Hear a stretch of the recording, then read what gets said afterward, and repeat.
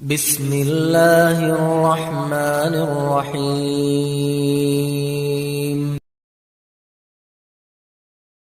Saudaraku, banyak orang yang tidak faham bahwasanya memberi makan dan minum itu dalam Islam adalah salah satu cara untuk mendapatkan amal jariyah.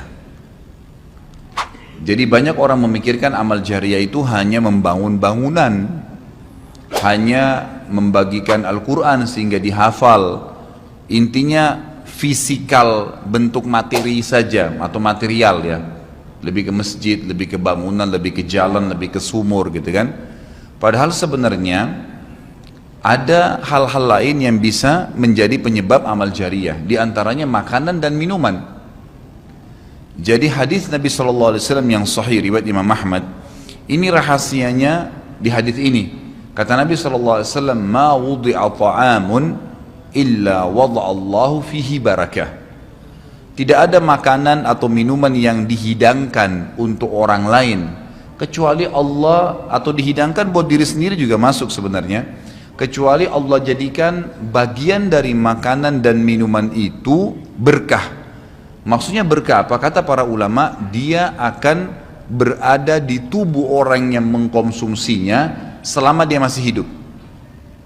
Jadi begini, orang tua kita semua, Bapak Ibu sekalian, orang tua kita seperti saya, orang tua saya misalnya, pada saat saya ceramah di masjid ini, saya mendapatkan pahala karena menyampaikan agama Allah, insya Allah, bila diikuti dengan keikhlasan. Semoga Allah ikhlaskan niat kita.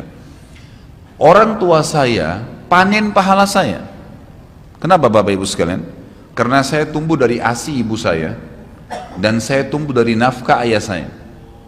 Makanan, minuman yang saya makan selama ini sehingga membantu pertumbuhan badan saya menjadi besar dan akhirnya saya bisa hidup, maka itu menjadi amal jariyah.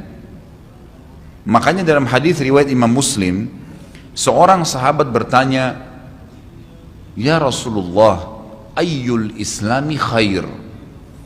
Perbuatan apa dalam Islam yang khair? Khair ini yang baik sekali, pahalanya besar sekali, selain yang wajib, yang sunnah-sunnah aja nih. Nabi SAW tidak mengatakan perbanyaklah sholat sunnah. Kenapa? Sholat sunnah secara individual, puasa sunnah, zikir, ngaji, bukan. Karena orang ini mengatakan khair artinya yang banyak sekali pahalanya, banyak sekali manfaatnya dan ringan, sunnah. Berarti orang lain bisa merasakan. Apa jawaban Nabi SAW? Tut'imut ta'am wa tusallimu ala man ta'rif wa man lam ta'rif. Engkau memberikan makan dan minum kepada orang yang kau kenal atau kau tidak kenal, memberi makan umumnya, dan engkau menyebarkan salam kepada orang muslim yang kau kenal atau kau tidak kenal. Tapi saksi bahasan kita potongan awal hadis ini, di mana Nabi SAW menjadikan amal yang paling baik, besar pahalanya dalam Islam ternyata memberi makan dan minum orang lain. Kok bisa? Bukankah dalam secara akal kita, kalau kita makan dan minum kan habis gitu kan? Ternyata yang dibuang oleh tubuh itu yang tidak dibutuhkan saja. Yang jadi mohon maaf, air seni kita, air kencing dan buang air besar jadi tinja itu yang tidak dibutuhkan oleh tubuh, tapi yang dibutuhkan diambil, diserat gitu kan? Dia akan menjadi bagian daripada otot-otot, urat-urat yang memang membutuhkan pembaharuan, atau bahkan menjadi bagian daripada darah di tubuh kita dan seterusnya. Tubuh kita terdiri dari 75% air, dan Allah SWT mengatakan dalam Al-Quran, a'udzubillahi minasyaitonirrajim, waja'alna minal ma'i kulli syai' hayy. Kami jadikan dengan air itu segala sesuatu bisa hidup, dan memang seperti itu. Manusia bisa hidup dalam sebulan tidak makan, tapi manusia nggak bisa hidup kalau sebulan nggak minum. Bukan sebulan, seminggu nggak minum. Makanya para sahabat, beberapa riwayat menyebutkan seperti Abi Dzar radhiyallahu anhu, beliau mengatakan waktu beliau datang ke Mekah untuk mencari tahu berita tentang Nabi SAW, saking khawatirnya kalau beliau mengaku mau cari Nabi, karena semua orang yang datang dari luar Mekah mencari Nabi Muhammad SAW waktu zaman di Mekah itu digebukin atau dipukul. Dia dari suku Kifar, dia khawatir Maka dia bilang, karena khawatir saya ditahu orang asing, saya juga kalau beli nanti retorika bahasa saya berbeda, maka saya minum air Zam-Zam.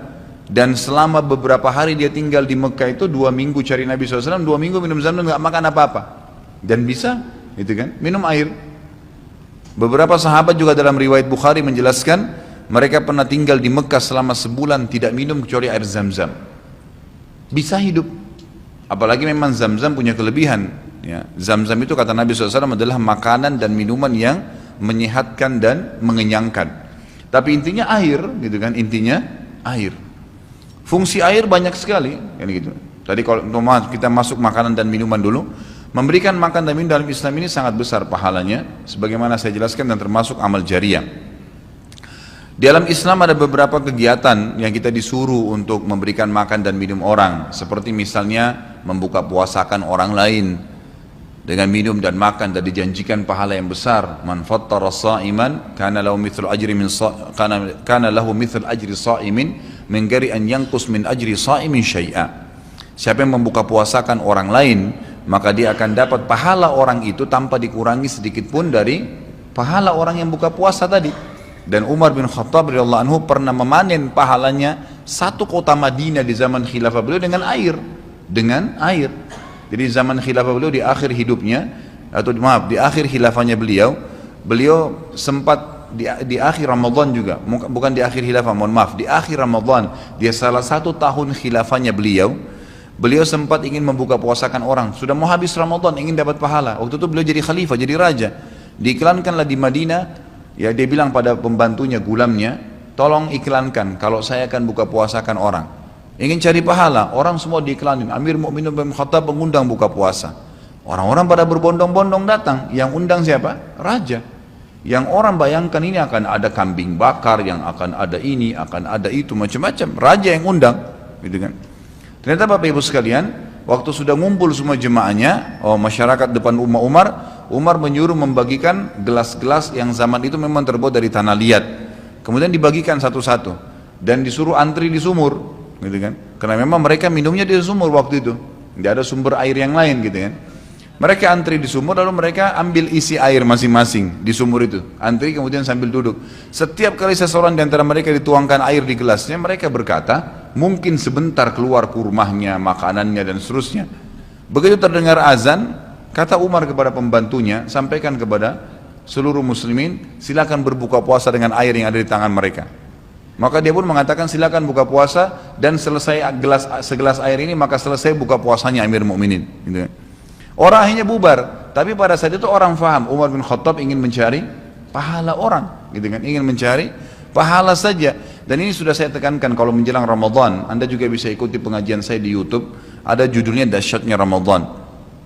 Salah satunya itu kalau tiba Ramadan, ikhwah, maka maksimalkan waktu membuka puasakan orang. Apa susahnya membeli sedus air, ya, air mineral, berapa harganya? 20.000, 30.000, 20.000 rupiah kalau nggak salah ya. Air mineral gelas, isinya berapa? 40 sekian. Baik, kalau kita bagiin di masjid, satu orang minum 1 gelas, kita dapat 48 pahala orang buka puasa. Nah, itu luar biasa, hanya dengan 20.000 rupiah. Tapi anehnya banyak orang tidak mau amalkan, padahal itu termasuk selain amal jariah, dapat juga pahala buka puasakan orang lain. Nabi SAW dan juga merupakan ciri para nabi-nabi, mereka itu paling senang mengikram tamunya, dan beliau menjadikan sebagai sebuah prinsip dasar dari iman kepada Allah dan hari akhir, sebagaimana beliau bersabda dalam hadis Bukhari Muslim, man kana yu'minu billahi wal yawmil akhir falyukrim daifahu. Siapa yang beriman, mengaku beriman kepada Allah dan hari akhir, maka dia harus mengikram itu, melayanin, memberikan makan dan minum, ya, mengucapkan tutur kata yang baik bagi tamunya. Intinya memberikan makan dan minum dalam Islam ditekankan sekali, karena itu juga termasuk, ya, amal ibadah, amal jariah dan amal ibadah yang akan mendapatkan pahala. Jadi ada 2 sisi pahala yang didapatkan selain amal jariahnya, selama dia makan dan minum kemudian itu masih ada di dalam tubuhnya, maka berarti itu akan terus menjadi amal jariah. Kata para ulama, dia akan terus menjadi amal jariah pada saat seseorang tumbuh besar. Kayak kasus seseorang manusia tadi, orang tuanya, ayahnya carikan nafkah yang halal, ibunya kasih ASI, dan dia tumbuh besar dari situ. Tumbuh besar ini ternyata menjadi otot-ototnya, menjadi komponen dari tubuhnya. Kemudian dia menjadi besar lalu dia menikah. Dari komposisi tubuhnya tadi ternyata ada yang mengalir di sperma dia kepada anaknya. Kemudian anaknya tumbuh besar juga dari situ dan seterusnya. Jadi amal jariah selama masih ada manusia itu. Jadi seperti itu luar biasanya gitu. Di antaranya tadi saya bilang kita bisa mendapatkan pahala dengan buka puasakan orang. Yang kedua, mengikram orang. Mengikram ini memberikan, menyuguhkan sesuatu buat tamu. Ya. Termasuk ya, yang dianjurkan adalah sering-sering ya, mentraktir orang lain. Ada kultum saya itu. Subhanallah, saya isi salah satu pengajian di salah satu kantor di Sudirman ini. Sampai saya dibisikin, Ustadz, setelah saya nonton di YouTube ceramahnya Ustadz tentang traktir, ini teman-teman semua pada berebut nih, saling traktir-traktiran gitu. Jadi nggak lagi nunggu temannya yang bayar, tapi dia yang bayar duluan. Ternyata itu amal jariah ya Ustadz ya. Oh iya, amal jariah. Kan gitu. Memberikan makan orang, bayangkan kalau dia makan dan minum dia kenyang. Kemudian ada yang jelas pasti ya, makanan minuman yang dimakan dan diminum itu pasti ada bagian yang akan menjadi komposisi tubuhnya. Nggak mungkin semua terbuang. Maka itu berarti akan jadi amal jariah. Apalagi kalau dasarnya yang kita berikan makan orang-orang yang bertakwa, orang soleh, luar biasa, makin kuat dia beribadah. Ciri Nabi Ibrahim alaihissalam, Nabi Ibrahim itu malah luar biasa ikramnya, ya. Dia suka dengan tamu, sampai-sampai kalau dihidangkan makan, cirinya beliau nggak pernah makan sendiri. Pasti habis dihidangkan makan, dibuka pintu rumahnya, siapapun lewat dipanggil makan sama dia.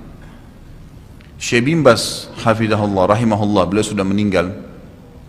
Salah satu muridnya menceritakan, beliau itu punya rumah, ya, rumahnya dia di belakang atau di samping rumahnya itu ada sebuah tempat yang kosong, pakai AC, ya dilapangkan seperti masjid inilah.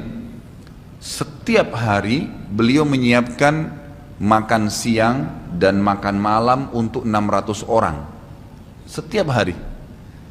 Siang itu untuk 600 orang, malam untuk 600 orang. Jadi 1200 orang yang makan setiap hari. Atau 1200 porsi lah ya. Kalau orang yang sama makan siang dan makan malam. Sampai-sampai beliau bukan mengundang ya, enggak diundang orang. Jadi awal-awalnya saja diiklanin.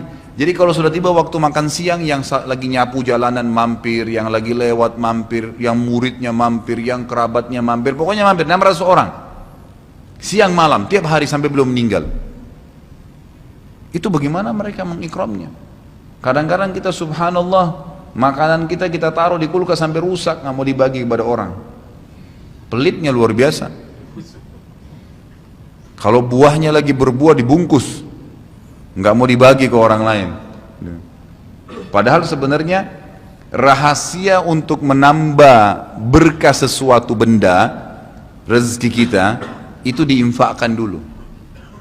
Kata Nabi SAW di dalam hadis Bukhari, Allah SWT berfirman, ya ibna Adam, anfik alaik, wahai anak Adam, infak dulu baru saya infakkan kepadamu.